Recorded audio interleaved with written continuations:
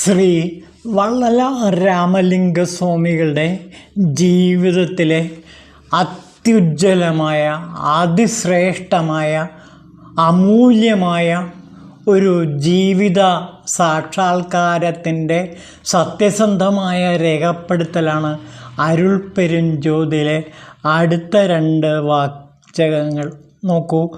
ഊക്കമും ഉണർച്ചയും ഒളിതരും മാക്കയും ആക്കമും അരുളിയ അരുൾപ്പെരും ജ്യോതി. ഈ അരുൾപ്പെരും ജ്യോതി എനിക്ക് എന്താണ് നൽകിയത് എന്ന് വള്ളലാർ സ്വാമികൾ ഇവിടെ വളരെ വ്യക്തമായി തൻ്റെ ജീവിതത്തിലെ അത്യപൂർവമായ ഒരു നിമിഷത്തെ വിശദീകരിക്കുകയാണ്. ഊക്കമും ഉണർച്ചയും ഒളിതരും മാക്കയും ആക്കമും അരുളിയ അരുൾപ്പെരുംജ്യോതി. ഈ അരുൾപ്പെരുംജ്യോതി എനിക്ക് നൽകിയത് എന്താണ്? ഊക്കം എന്ന് വെച്ചാൽ ശക്തിദേവതയുടെ പ്രകാശമായിട്ടാണ് അരുൾപ്പെരുംജ്യോതി എന്നിൽ പ്രകാശിച്ചത്. ശക്തിയുടെ മൂലരൂപമായ അരുൾപ്പെരും ശക്തി എനിക്ക് ലഭിച്ചു. പിന്നെ നോക്കൂ, ഉണർച്ചി എന്ന് വെച്ചാൽ ഉണർവ്, അനുഗ്രഹം. ആ ഉണർവിൻ്റെ അനുഗ്രഹം, അതായത് പ്രജ്ഞാനം ബ്രഹ്മ എന്നതിലെ ആ ബ്രഹ്മമായ പ്രജ്ഞാനം എനിക്ക് നൽകിയത് ഈ അരുൾപ്പെരും ജ്യോതിയാണ്. ഒളിതരുമാക്കയും, ഒളി എന്ന് വെച്ചാൽ പ്രകാശം, എൻ്റെ ജീവനെ പ്രകാശദേഹമാക്കി മാറ്റിയത് ഈ അരുൾപ്പെരും ജ്യോതിയാണ്. അപ്പോൾ തൻ്റെ ശരീരത്തെ സ്വർണ്ണ ശരീരമാക്കുകയും പിന്നീട് പ്രകാശ ശരീരമാക്കി മാറ്റുകയും ചെയ്തത് ഈ മരണമില്ലാത്ത അരുൾപ്പെരും ജ്യോതിയാണ്. പിന്നെ എനിക്ക് നൽകിയത് എന്താണ്? മരണമില്ലാത്ത മഹത് ജീവിതം നൽകി അനുഗ്രഹിച്ചു. അതായത് എനിക്ക് മരണമില്ലാത്ത അമർത്യത നൽകി. ഞാനൊരിക്കലും മരിക്കാത്ത ഒരവസ്ഥയിലേക്ക് എത്തിച്ചേരാൻ ഈ അരുൾപ്പെരും ജ്യോതി എന്നെ സഹായിച്ചു. അത് വള്ളലാർ സ്വാമികളുടെ ജീവിതത്തിൻ്റെ അവസാനം അങ്ങനെ തന്നെയാണ്. അദ്ദേഹം പ്രകാശത്തിൽ അരുൾപ്പെരും പ്രകാശമായി മാറുന്ന കാഴ്ചയാണ് നാം കണ്ടത്. ഈ അരുൾപ്രകാശമാണ് നമ്മുടെ മുമ്പിലും പ്രകാശിച്ചു നിൽക്കുന്ന അരുൾപ്രകാശ ജ്യോതി.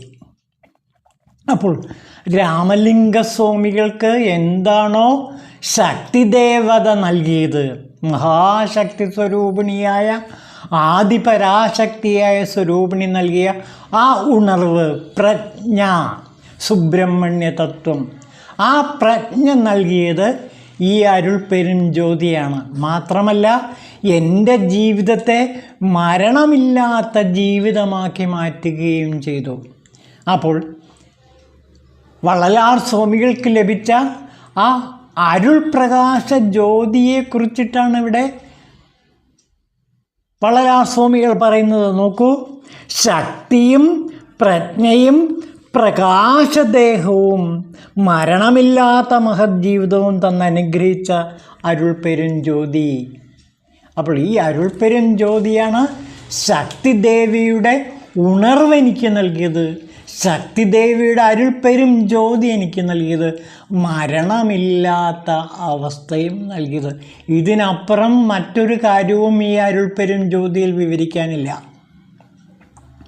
വള്ളലാർ സ്വാമി തൻ്റെ അരുൾപ്പെരും ജ്യോതിയുടെ ആ അന്തസത്ത, ഹൃദയഭാഗം ഈ വരികളിൽ വെളിപ്പെടുത്തുകയാണ്.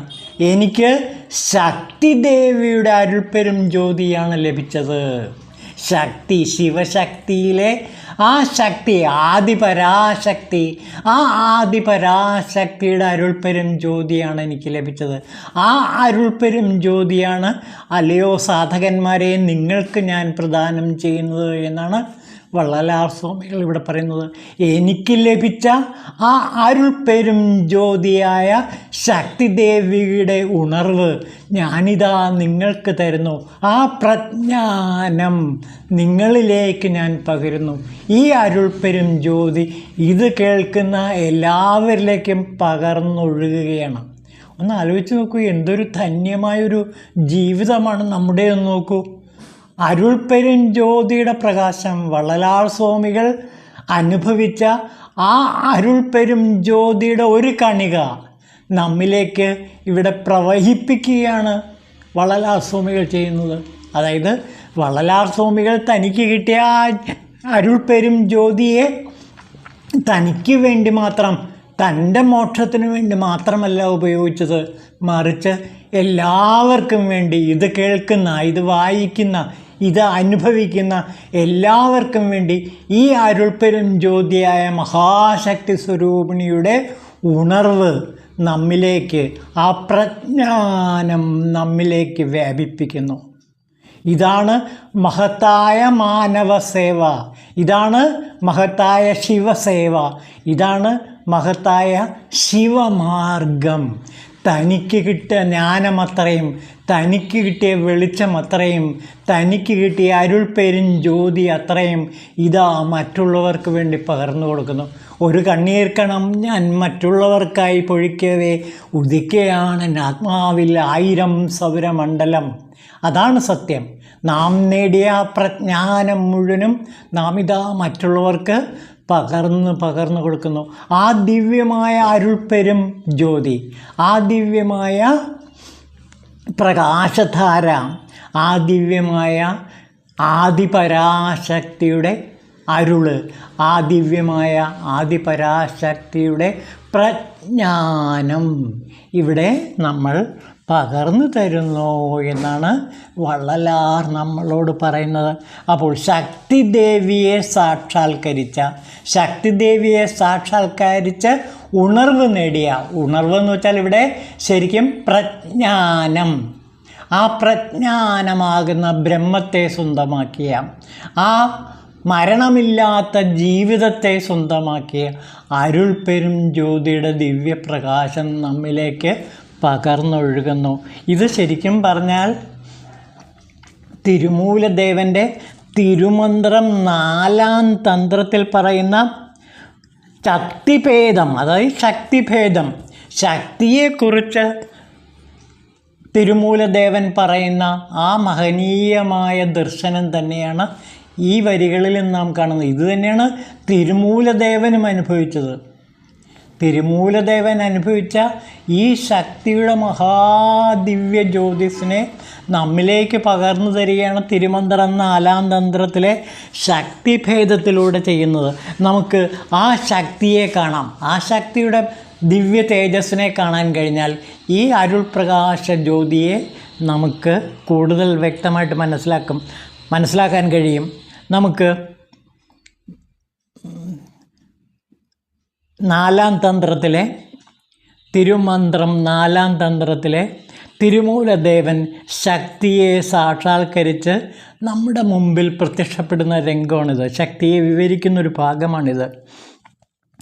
മഹാമായയായും ശുദ്ധാശുദ്ധമായയായും വേദപ്പൊരുളിലെ നാദമായും, അതായത് വാഗ്ദേവിയായും, ഓം എന്ന പ്രണവമന്ത്രമായും, ഷടാധാരങ്ങൾക്കുള്ളിൽ നിറഞ്ഞു നിൽക്കുന്ന ഒളിദീപമായും, അരുൾപ്പെരും ജ്യോതിയായും, സ്വയം പ്രകാശിക്കുന്ന മൂലാഗ്നിമന്ത്രമായും, ശക്തിമന്ത്രങ്ങളുടെ മൂർത്തീഭാവമായും, അല്ലാതായും നിൽക്കുന്ന എല്ലാം ത്രിപുരസുന്ദരിയായ ശക്തിദേവി തന്നെയാണ്. ആ ശക്തിദേവിയെയാണ് തിരുമൂലദേവൻ ഇവിടെ നമ്മുടെ മുമ്പിൽ ആവിഷ്കരിക്കുന്നത്. ഈ ശക്തിദേവിയുടെ ഉണർവാണ് വള്ളലാർ സ്വാമികളും നമുക്കായി പകർന്നു തരുന്നതെന്ന് ഓർക്കുക. അപ്പോൾ നമ്മൾ എത്ര ധന്യരാണ്. ഈ ശക്തിദേവിയുടെ മുമ്പിൽ ഇരുന്നു കൊണ്ട് ശക്തിദേവിയുടെ പ്രകാശമത്രയും, ശക്തിദേവിയുടെ ഉണർവത്രയും, ശക്തിദേവിയുടെ പ്രകാശധാരയും അത്രയും ഉൾക്കൊണ്ടുകൊണ്ട് നാം മരണമില്ലാത്ത ജീവിതത്തിലേക്ക് പ്രവേശിക്കുകയാണ്. ഇനി നമുക്ക് മരണമില്ല, നാം പ്രകാശജ്യോതിയായി മാറിക്കഴിഞ്ഞിരിക്കുന്നു. സൂര്യചന്ദ്ര ആദി കലയാർന്ന ത്രിപുരസുന്ദരി, ദുർഗയായ സുന്ദരി, വൈകുണ്ഠത്തിൽ ശോഭയാർന്ന കുങ്കുമവർണ്ണം കൊണ്ട നാരായണനിൽ കലർന്ന സ്ഥിതി ലയ അവസ്ഥയിൽ നാരായണീ നാമം കൊണ്ടവൾ, പലവിധ വർണ്ണങ്ങളിൽ നിലകൊള്ളുന്നവൾ, മഹേശ്വര ശക്തിയിൽ കലർന്ന് അരുംനിറം പൂണ്ടവൾ, ധ്യാനിക്കുന്നോർ മനസ്സിൽ കുടികൊള്ളുന്നോൾ. ഇപ്രകാരം പലവിധ ഭാവരൂപങ്ങളിൽ വന്നു മറയുന്ന ശക്തിയായോ നിറഞ്ഞു നിൽക്കുന്ന കാഴ്ച തരുന്ന മങ്കയാണ് എൻ്റെ ശക്തിയായ ത്രിപുര സുന്ദരി ദേവി. സ്വയം 5 മുപ്പുരമായി തീർന്ന് 3 വടിവം പൂണ്ട് പിന്നീട് ഏകസ്വരൂപിണിയായി തീർന്നവളും സ്വയം പൊൻചെമ്പ് വെള്ളിമേനിയാൽ മാറുന്നവളും വിദ്യ, ഐശ്വര്യം, മുക്തി എന്ന് 3 സ്വയം ഗുണങ്ങളെ തന്നരുളുന്നവളും ഭക്തിദേവിയായ ശ്രീ പരമേശ്വരി തന്നെയാണ്. ത്രിപുര നായിക, നാദവും നാദം കടന്ന നാദാന്ത നിലയും തന്നരുളും. ചെറിയ അണുപ്രസരത്തെ ശിവബിന്ദു ജീവനിൽ നിന്ന് വിരിഞ്ഞു പെരുകി ഭൂലോകാദി അണുക്കളായി അണ്ടങ്ങളായി മാറുന്ന അഖണ്ഡ ശക്തിയും അവൾ നമുക്ക് നൽകും. പരയും അഭിരാമിയും അഗോചരിയുമായി വിളങ്ങുന്നവൾ വാരിപ്പുണർന്ന് ബോധാന്ത തൃപ്പാദങ്ങളെ ശിരസിലുയർത്തി അരുൾ പെരും മഴ പൊഴിഞ്ഞു നിൽക്കും. കാൽച്ചിലമ്പണിഞ്ഞ് ചുവപ്പ് പട്ടുടയാടയണിഞ്ഞ് കച്ച കെട്ടിയ സ്തനകുംഭങ്ങളേന്തി മലരമ്പ്, കരിമ്പ്, വിൽ ഏറ്റം പ്രകാശിക്കുന്ന അങ്കുശപാശങ്ങൾ, ഏഴിലാർന്ന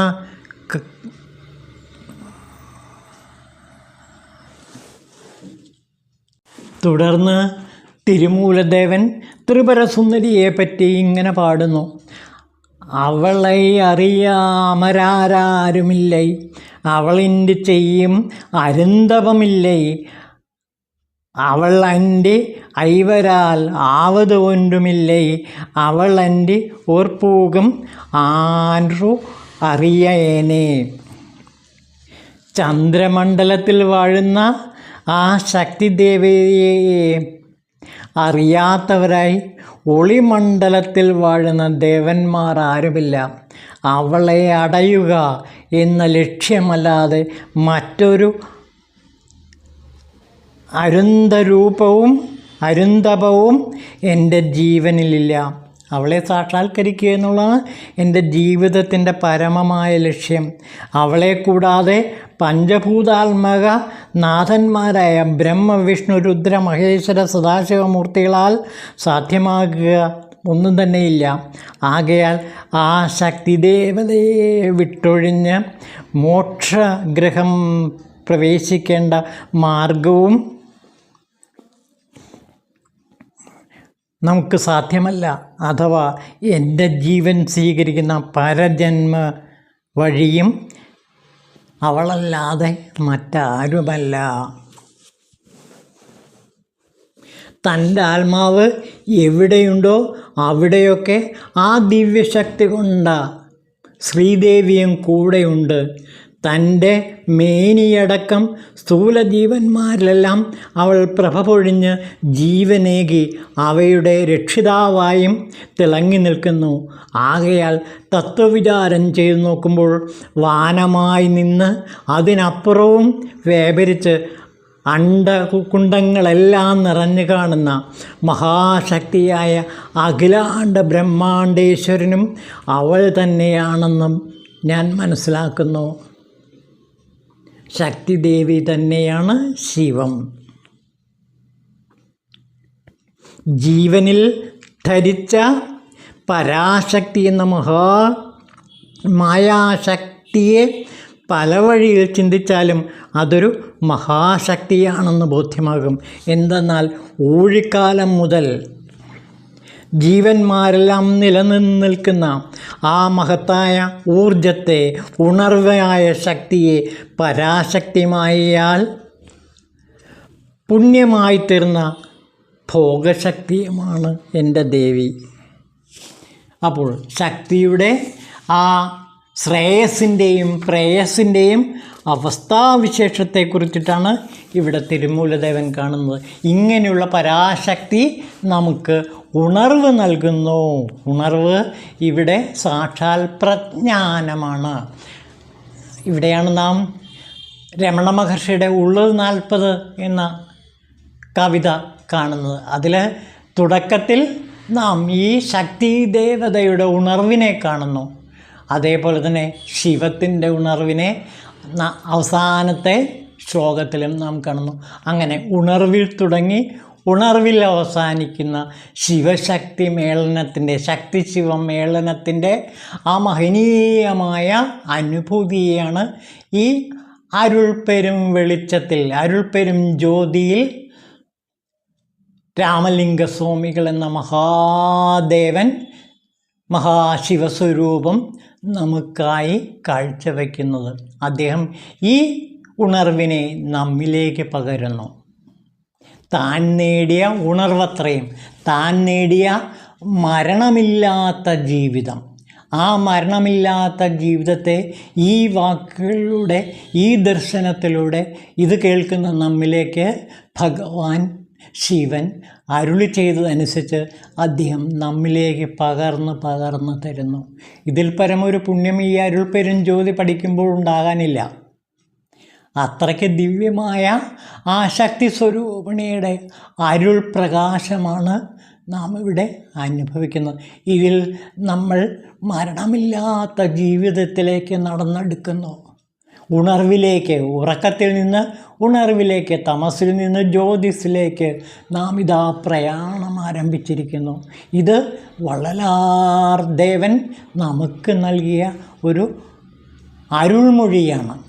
ഈ അരുൾമൊഴിയിലൂടെ നാം ശക്തി ദേവിയുടെ അരുളാണ്, ശക്തി ദേവിയുടെ വാഗ്ദേവതയുടെ പൊരുളാണ്, വാഗ്ദേവതയുടെ ദിവ്യപ്രകാശമാണ് നാം സ്വീകരിക്കുന്നത്. ഇത് ദേവിയുടെ മഹാ അനുഗ്രഹമാണ്. ആദിപരാശക്തിയായ ദേവിയുടെ ഉണർവിൻ്റെ നിമിഷമാണ് ഈ നിമിഷം. ഓം ശിവായ നമഃ.